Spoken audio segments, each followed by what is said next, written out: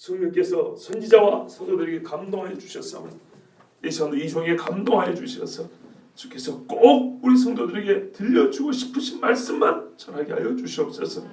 정말로 하나님의 말씀은 세상에 속한 말씀이 아니오니 하늘에서 내려오는 소리를 듣게 하여 주시옵소서. 예수 그리스도의 이름으로 기도하옵나이다. 아멘. 우리 주님께서 본격적으로 말씀에 관한 이야기를 꺼내셨습니다. 그러니까 예수님이 하신 말씀이 말씀인데, 하나님의 진리인데, 구약에 기록된 말씀에 관한 이야기를 시작하셨습니다. 이제 끄집어낸 겁니다. 이 예수님 앞에 듣고 있는 사람들은 이미 구약을 통해서, 선지자들을 통해서 하나님의 말씀을 알고 있는 사람들이고, 오리라는 메시아, 그를 기다리고 있는 사람들입니다. 그러므로 진짜 중요한 것은 이 말씀이 일치하느냐의 문제입니다. 이 말씀이 지금 보고 있는 이 사람과 일치하느냐, 즉 구약의 말씀이 내가 지금 앉아서 듣고 있는 저 사람의 말과 일치하느냐, 저 사람의 행적과 일치하느냐, 즉 예수님과 구약의 말씀의 조화와 일치성을 확인해야 되는 시간입니다. 이게 확인이 안 되면 예수님은 거짓 선지자에 불과합니다. 사람들을 미혹하여 돌에 맞아 죽어야 될 악한 자인 것입니다. 여러분 생각을 해보십시오. 여러분에게 만약에 누군가 종살을 하고 있는데 문서를 하나 줬습니다. 이게 나중에 당신들을 구원할 구세주에 대한 예언의 말이다. 이거를 대대로 전해 내려왔습니다. 자, 그런데 어떤 사람이 자기가 그러고 나타났습니다. 자, 그러면 어떻게 확인하겠습니까? 뭘로 확인하죠? 내 감으로요? 내 느낌? 우리끼리 회의해서 그렇다면 그런 건가요? 아니죠. 무언가 나보다도 믿을 만한 기준이 있어야겠죠. 그죠? 나보다 더 앞서서, 나보다 더 뿌리 깊은 데서부터 나온 그런 판단 기준이 있어야 될 것입니다. 그러면 뭐가 있을까요? 만약에 구약이 없이 예수님이 왔다면요, 사람들은 헷갈릴 수밖에 없습니다. 그러나 구약을 준 다음에 예수님이 왔습니다. 전혀 헷갈릴 일이 없습니다. 너무나 분명하기 때문입니다. 그런데 사람들은 예수님을 보았고 또 앞으로 볼 것인데, 이 사람들은 예수님과 구약의 불일치성을 발견하게 됩니다. 이것이 문제입니다. 그러면 과연 예수님과 구약과 불일치한 것인지, 실제 그런 것인지, 아니면 사람들이 불일치하게 생각하는 것인지, 이것이 너무나 중요합니다. 여러분, 우리는 사실은 다 알고 있고 믿고 있는 사람들입니다. 예수님과 구약과 온 성경이 일치한다. 온 성경은 예수님을 중심으로 두고 예수님을 통해서 완성된다. 여러분 다 믿으시죠?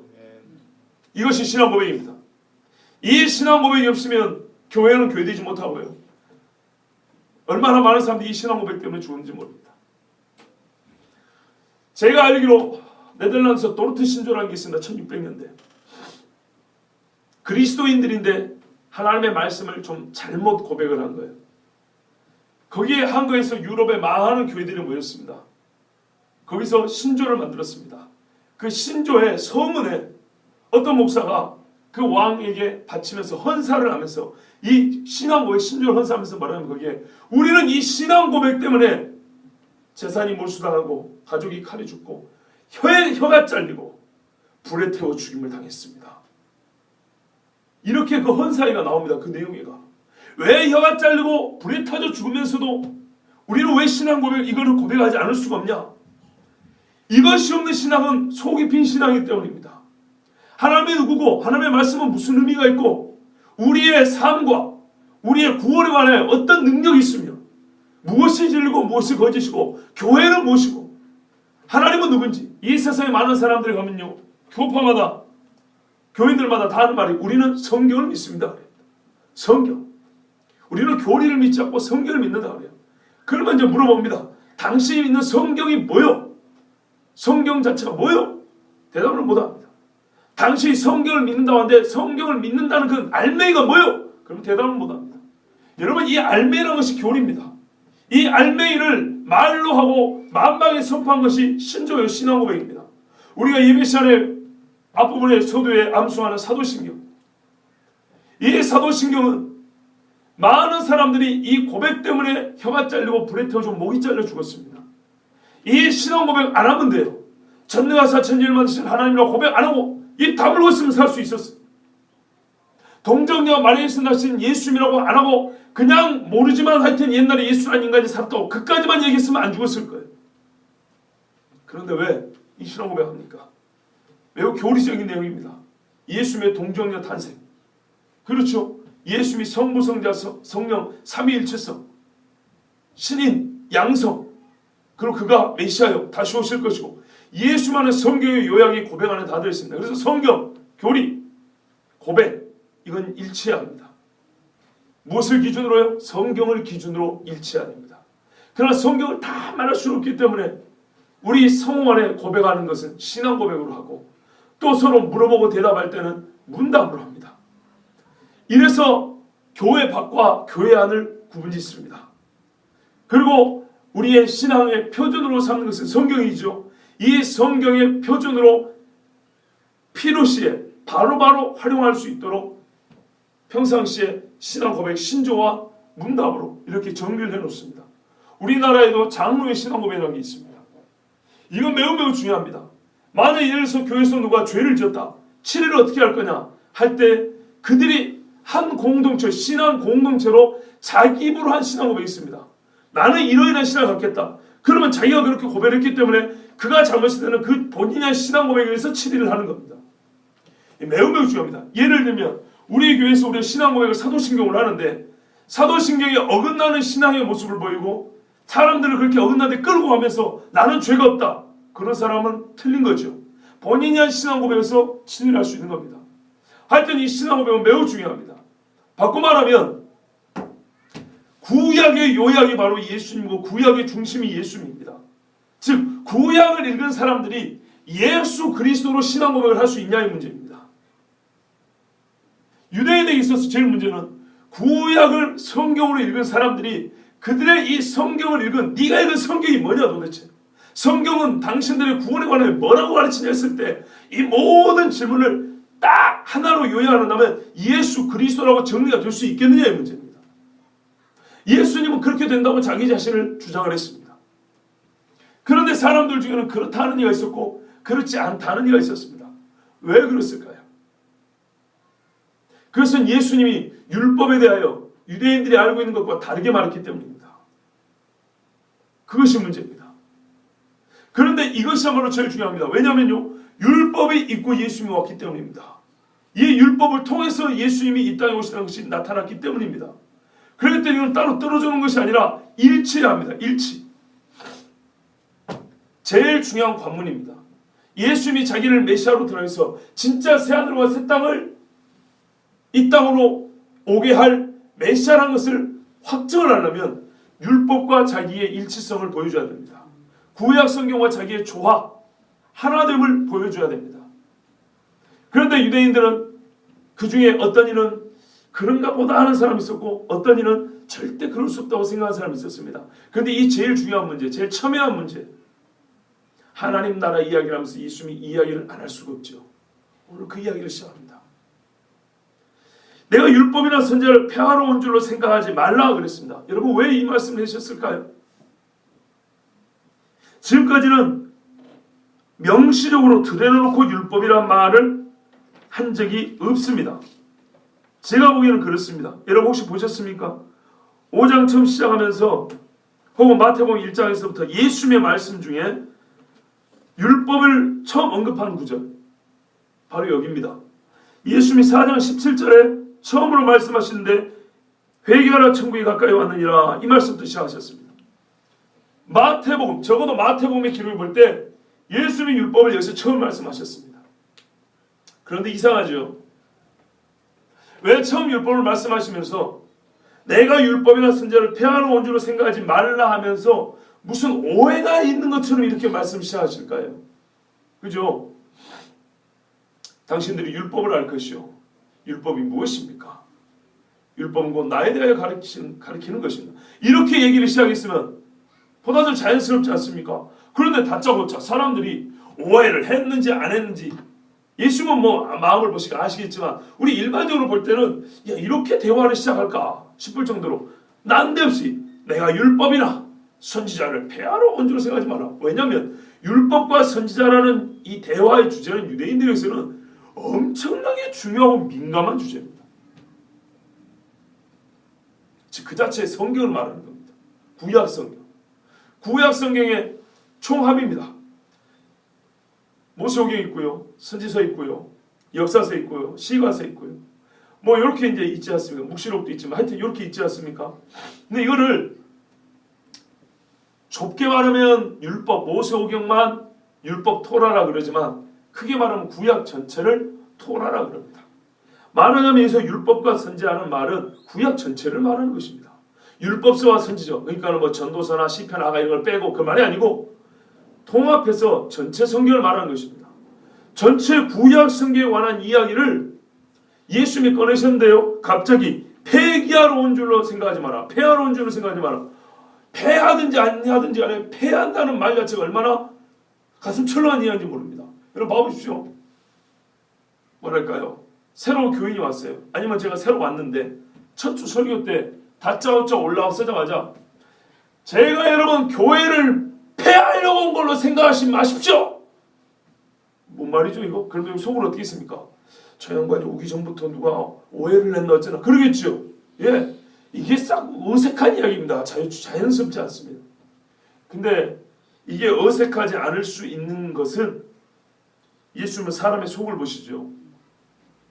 지금까지의 예수님만 보고도, 즉 4장에서 5장 거의 한 장밖에 안 됐지만 예수님의 사역 초기의 이 모습만 보고도 사람들 중에는 예수님이 율법을 폐하러 온 양반인가 하고 의심하는 사람이 있었다는 얘기입니다. 또는 이제부터 예수님이 진짜 본격적으로 율법 이야기를 할 건데요. 이게 너무 중요하니까 율법 이야기를 할 건데, 왜냐하면 예수님은 율법과 조화를 되는데 이 유대인들이 아는 율법하고 예수님은 조화가 안 돼요. 그러니까 그들에게서 잘못된 율법관을 바꿔줘야 이게 조화가 되는 거예요. 그래야 참 메시아로 눈이 열려서 볼 수 있기 때문에 이 작업을 해줘야 된단 말입니다. 그러면 1차적으로 유대인들이 보는 반응이 뭐냐면 앞으로 예수님이 율법 이야기를 할 때 다른데? 이상한데? 아닌 것 같은데? 이럴 거라 이 말입니다.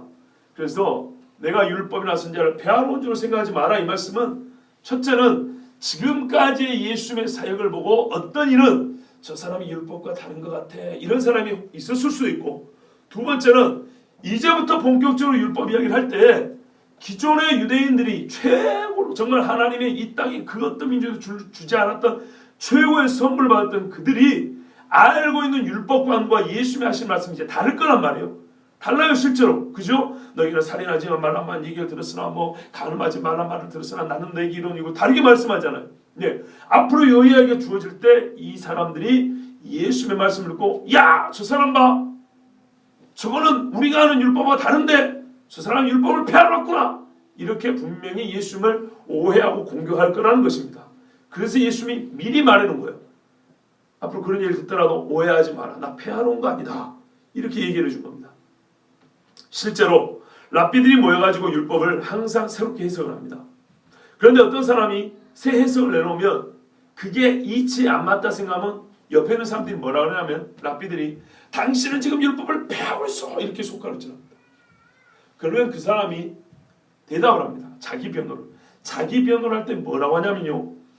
나는 여러분의 말처럼 율법을 폐하는 것이 아니고 지금 율법을 온전하게 하고 있어 이렇게 자기 변호를 합니다. 근데 예수님은 이것을 미리 하신 거예요. 예, 이해되시죠? 앞으로 듣는 여러분은 나를 보고 율법을 폐하는 사람이라고 그렇게 오해할 것이다. 그러나 여러분도 가끔 토론할 때 그런 말 쓰는 것처럼 나는 폐하는 것이 아니고 온전하기 위해서 하는 말이니 잘 들으라 이 말입니다.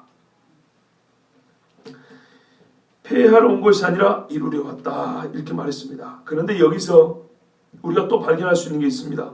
그것은 뭐냐면요. 폐하러 온 것이 아니면 뭐하러 온 것이죠? 온전하게 하러 왔다. 그러면 예수님은 율법에 대한 예수님의 판단 내지는 예수님의 감정은 어떤가요? 긍정적입니까? 부정적입니까? 긍정적이죠. 긍정적입니다. 다른 일은 할 수 없는 거예요. 사람은 누구도 알지 못한 걸 자기가 하겠다고 한 거 아닙니까? 보십시오. 아무도 못하기 때문에 자기가 할 수 있는 능력이 있어요. 능력이 있는가 하고 싶은 거하고 별개 문제입니다. 근데 예수님은 그 능력이 있고 그걸 자기가 하겠다는 거예요. 내가 지금 다 하겠다. 그 말은 무슨 말인가? 예수님은 율법에 대해서 판단하기를 매우 긍정적으로 판단한 겁니다. 왜냐하면 율법이 자기를 가리키고 있지 않습니까? 율법 자체가 하나님의 말씀이잖아요. 그래서 이 한 문장 안에 뭐가 들어있냐면 율법을 바라보는 예수님의 마음이 들어있어요. 예수님의 마음은 매우 긍정적입니다. 그냥 긍정이 아니라 완전한 긍정입니다. 그래서 우리가 율법을 생각할 때는 예수님을 빼놓고 우리식대로 그냥 아까 교리가 중요하다 그랬는데 이게 우리식의 교리 말고 성경이 많은 교리는 성경을 요약한 거 아닙니까? 그러니까 성경에서 뭘 말하는지를 잘 봐야 됩니다. 예수님이 지금 이 말씀을 왜 하셨습니까? 율법을 분명히 폐한다. 유대인들에서는요 요만큼만 틀어도 폐한다 그런 거예요. 그런데 요만큼만 틀어도 폐하는 건데 그것이 아니고 왜? 율법을 하나가 어긋나면 도미노 있죠. 이렇게 탑사놓고 밀으면 쭉 넘어지는 것처럼 그렇게 되어 있기 때문에 예수님은 전체를 온전히 한다는 거예요. 매우 긍정적입니다. 우리의 마음을 일단 이렇게 바꿔놓고 시작을 해야 됩니다. 예수님처럼 생각해야 됩니다. 자, 18절에 보시면 내가 너희에게 진실로 본문에 뭐라 했습니까? 진실로 내가 너희에게 이르노니 그랬던가요? 예, 진실로 내가 너희에게 이르노니 진실로 너희에게 이르노니 이 진실로 내가 너희에게 이른다. 우리 번역에는 많이 생략에 대해서 제가 지금 그러는데요. 원래 이제 헬라어로 볼 때는 아멘하고 시작합니다. 진짜로 이렇게 말합니다. 그리고 왜냐면이라는 접속사가 들어가 있습니다. 진짜로. 왜냐면 진실로 내가 너희에게 말하노니 천지가 없어지기 전에는 율법의 1.1도 결코 없어지지 아니하고 다 이루리라. 요거를 조금 더 와닿게 번역하면 이렇게 되어 있습니다.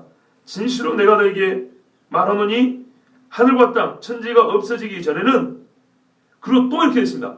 율법의 1.1획도 모든 것이 다 성취되기 전에는 이렇게 되어 있습니다.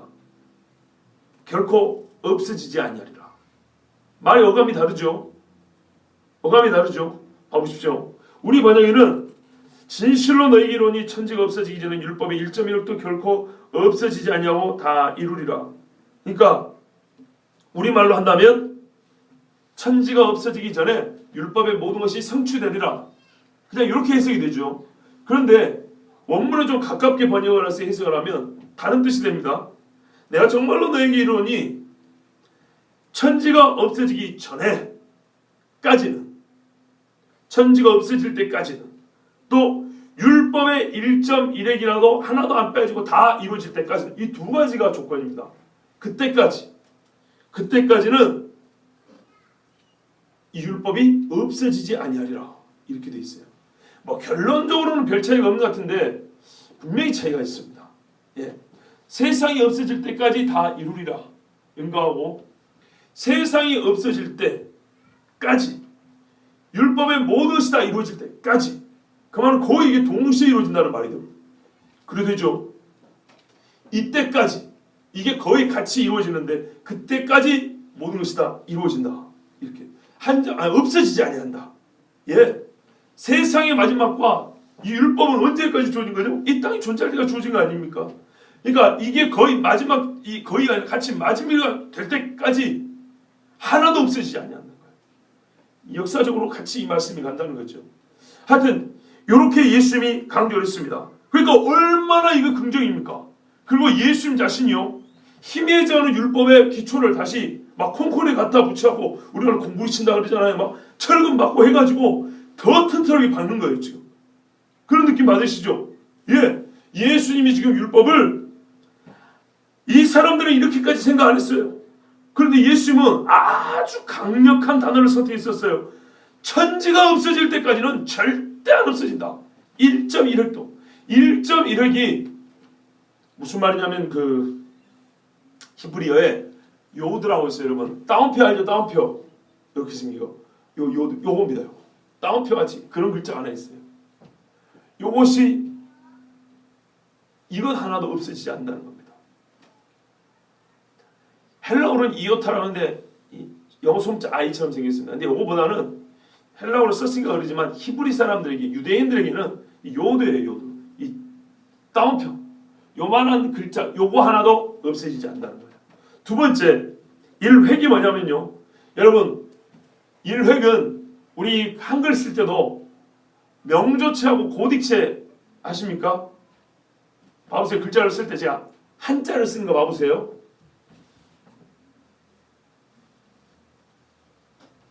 요게 반듯반듯한 고딕체입니다. 명조체는 뭐냐면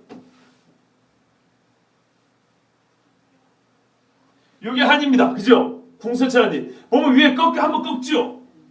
이렇게 그죠? 글씨 이쁘게 쓴 사람이 꼭 그렇게 쓰죠? 요 꺾는 삐침 그거를 말하는 거예요. 이해되세요? 글자도 아니고 말입니다. 위에서 밑으로 내리끌 때 쭉 내리끄는 거하고 이렇게 내리끄는 거하고 다르죠? 숫자 일자 쓸 때 사람은 어떻게 쓰냐면 이렇게 일 쓴 사람이 가면 꼭 이렇게 쓰는 사람 있죠? 이 두 번째 거 말하는 거예요. 이게 이제 헬라식으로는 세리프 스타일이라고 합니다. 한번 이 획의 양 끝부분을 꺾어주는 거예요. 그래서 눈에 더 잘 띄게 하는 글자 쓰는 방법입니다. 헬라 히브리어에도 라멕이라고 있어요. 그걸 어떻게 쓰냐면 이렇게 쓰는데 여기서 한번 꺾어요. 이렇게 위에 삐침 하나 있어요. 요거를 말하는 거예요. 요거는 있으나 없으나 글자를 다르게 하는 것도 아니에요. 이거는 글자를 더 보기 좋게 하고 눈에 잘 띄게 하는 하나의 스타일이에요. 그럼 이게 무슨 말인지 아시겠습니까? 요드는 그 자체가 하나의 글자입니다. 글자 하나 없앨 수가 없고 이 삐침 하나 삐침은 있으나 없으나 상관이 없는 것이지만 무슨 말이냐면 여러분 필체를 보면 그 사람의 마음이 보이죠. 하나님의 말씀을 쓸 때 조금 더 세밀하고 존중한 마음으로 쓰느냐 대충 아무렇게 휘갈게 써버리냐 다르죠. 저번에 우리가 뭡니까 성경 필사할 때 우리 강모희 집사님의 이 원고 필사를 보고 다 혀를 내둘렀습니다. 왜 그랬습니까? 내용은 다 똑같아요. 다 썼으면. 근데 필체 때문입니다. 그러면 필체가 타고난 저같이 안 좋은 사람은 어쩔 거냐? 뭐 어쩔 수 없어요. 그런데 그 좋은 필체에서 우리가 느끼는 게 뭐냐면 상당히 진지하고 존중하고 마음을 다해 성심을 다해 썼다. 이거 느낌 받을 수 있죠. 그런 겁니다. 그러니까 예수님이 지금 말씀하는 건 뭐냐면 글자 하나 바꿔버리면 뜻이 달라질 수 있죠. 그죠?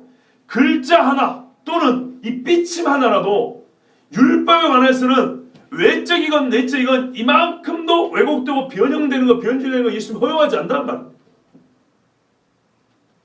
우리가 바라는 건 너무 달라요. 한국식은 율법 그까짓 거 구원받는데 아무 쓸데없고 예수님은 율법을 반대한 사람이라고. 그런 말씀 없어요 성경에. 성경을 워낙 안 보니까요. 지난 토요일날 우리 청년들하고 마지막 수업을 하는데 거기에 아주 중요한 단어가 있었어요. 성경 문맹 시대라고 그랬어요. 요즘에 컴퓨터를 모르면 컴퓨터 컴맹이라고 그러지 않습니까? 창피하죠. 예. 그런데 더 창피해야 될 게 있습니다. 성경이 이렇게 널렸어요. 널려. 옛날에 성경 하나 아쉬워가지고 이러고 교회에서 성경 하나 선물 주면 저도 어릴 때 교회에서 성경 선물 받고 싶어가지고요. 주일학교 졸업하는데 선물을 주는데 하나 부족하다 아버지가 저만 안 줬어요. 제 아버지가 부장인데 왜 부장 아들이니까. 그래가지고 교회도 다니고 아버지 본인 돈으로 나중에 성경을 안 사줬어요. 그걸 중학교 고등학교 할 때 내내 품고 다녔어요. 성경 하나 받는 거 얼마나 제가 감사한지 모릅니다. 제가 어릴 때는 그랬어요. 근데 요즘에는 이렇게 많이 성경이고 사지도 않고 보지도 않고 돈 아깝다는 거 성경 사는 거지. 그런데 미국 사람은 그랬어요. 성경 문맹시대라고요. 진짜 문맹시대예요. 여러분 성경을 한번 봐보십시오. 예수님의 말씀이 뭐라냐면요. 한 점, 한 삐침마저도 이 땅이 없어질 때까지 그것이 하나 훼손되지 않고 다 이룰 거다. 그때야 율법이 마친다 그랬어요. 예수님 그렇게 말씀하셨습니다. 자, 여기까지 유대인들이 실언했을까요? 조언했을까요? 싫어할 것도 없고 좋아할 것도 없습니다. 너무 당연한 겁니다. 너무 당연한 겁니다. 이제 내용은 이제 그 다음부터입니다. 이제 저기 6장에 가면 이제 본격적으로 나와 있죠. 아니면 5장 21절부터 본격적으로 나와 있죠. 근데 이제 그 전에 여기서부터 벌써 이제 유대인들이 조금 마음에 불편한 얘기가 나옵니다. 그게 뭐냐면 19절을 보시면 그러므로 누구든지 여기까지 동의해요. 그러므로 누구든지 이 계명들 중에서 지극히 작은 것 하나라도 범하고 우리 번역에는 누구든지 이 계명 중에 지극히 작은 것 하나라도 버리고 또 그같이 사람을 가르치는 자는 천국에서 지극히 작다 일컬음을 받을 것이요 누구든지 이를 행하며 가르치는 자는 천국에서 크다 일컬음을 받으리라. 여기까지도 큰 문제는 없어요.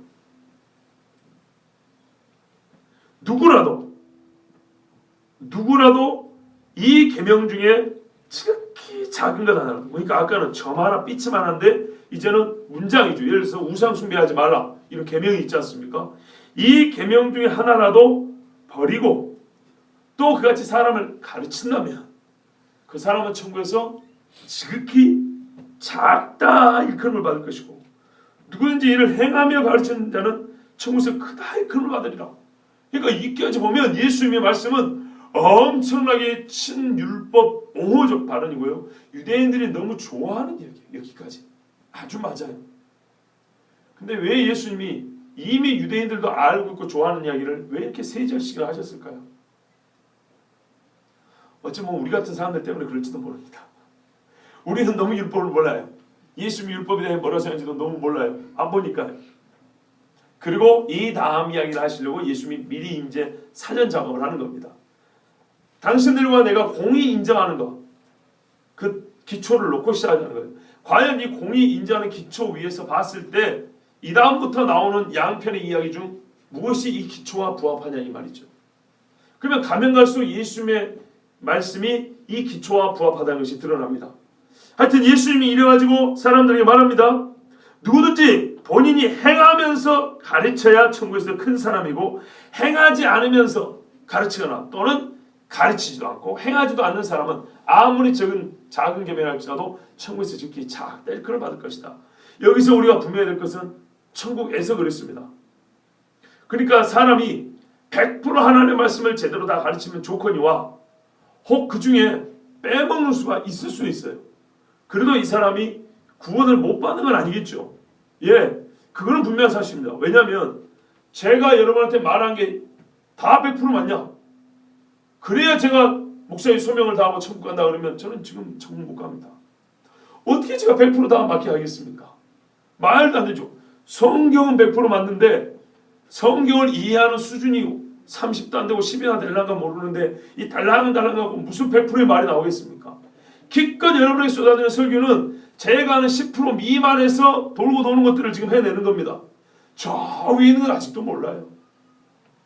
그렇기 때문에 하나님은 우리의 실수와 허물을 모른다고 하니까는 그걸 너무 그렇게 뭐랄까요?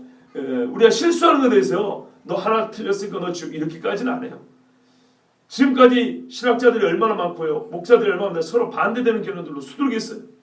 그런데 그 중에 어떤 거는 신앙이 없기 때문에 의견이 다른 경우도 있고요. 어떤 건 신앙이 있는데 조금 잘못 알고 조금 미숙해서 차이가 나는 부분들을 있어요.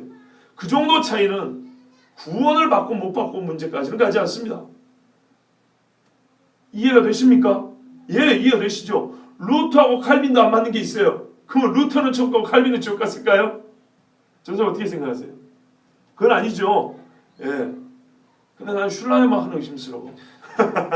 이 20세기 자유주의 신학자의 아버지라는 사람이 있습니다. 예를 들면 종교개혁자들 중에 나중에 부흥회 조나단 에드워드하고 영국의 찰스 웨슬리하고 똑같지 않아요.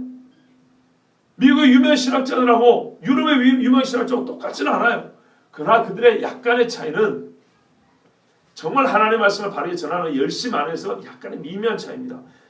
진짜 중요한 데서 큰 차이가 없어요. 그런 거는 사람의 부족함이지 구원을 못 받을 정도의 문제는 아닙니다. 그러니까요. 그러나 이것이 구원을 못 받을 정도까지 문제는 아니지만 하나님 나라에 갔을 때 큰 자와 작은 자라는 구분이 분명히 있을 것이며 거기에서 같은 하나님의 말씀을 전했는데도 불구하고 큰 자가 있고 작은 자가 있다. 어떤 사람은 하나님의 말씀을 전하는 자는 아니었는데 아마 그 중간치에 들어가는 사람도 있을 겁니다. 그런데 이 고귀한 말씀이기 때문에 고귀한 말씀을 바로 전하지 못할 때는